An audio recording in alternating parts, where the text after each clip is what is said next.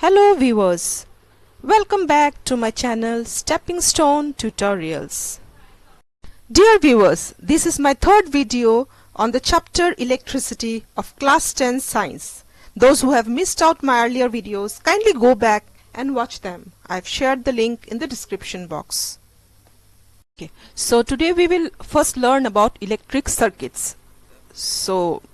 In my last videos we have learned that when a potential difference is maintained across two ends of a battery, then current flows.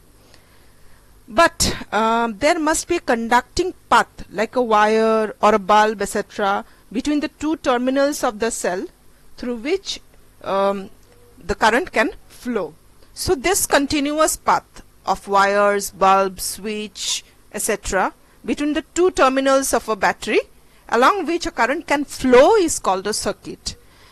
So here you can see below two diagrams of circuit, electric circuit. In the first diagram you can see that the switch is on and a potential difference is maintained and hence current flows and the lamp glows. In the second diagram the switch is off, so the path is not continuous here and hence the lamp does not glow.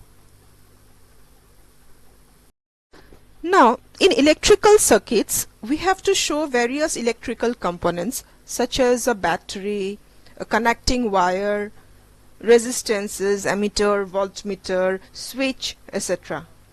Now to draw this actual sketches of the various electrical components is a very tedious job and it will take a lot of time.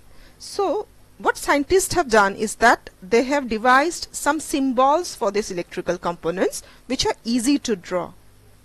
The symbols are called electrical symbols or circuit symbols. Electrical circuits are actually represented by drawing circuit diagram, and a circuit diagram is one in which indicates how different components in a circuit have been connected by using these electrical symbols for the components. Here you can see several circuit symbols for several components, electrical components, like for a wire it is a straight line, resistor, here is a symbol. You can see the symbol for light bulb, cell, battery, switch.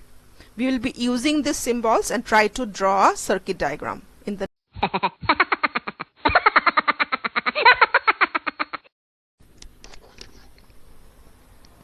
okay. First use the symbol of a battery, then the symbol of a bulb, and then join both by using the symbol of a wire.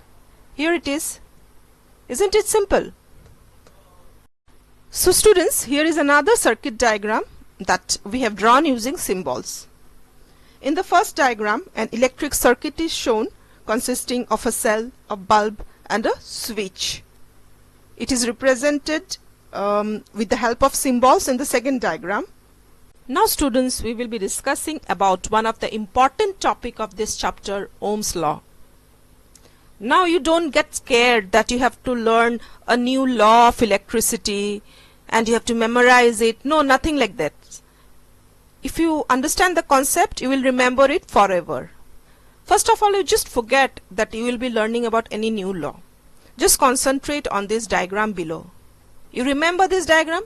We have used it while discussing about potential difference in the first video. Okay, so in the first diagram you see that there are two tanks, tank A and tank B, and the water in both the tanks are at the same level. Hence what happens? Nothing. There is no flow of water from either of the tanks.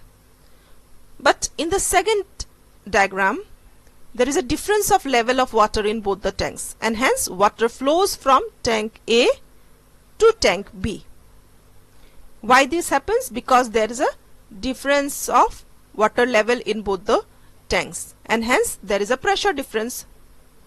If we further increase the difference of water level in both the tanks, then the speed of water flow will increase.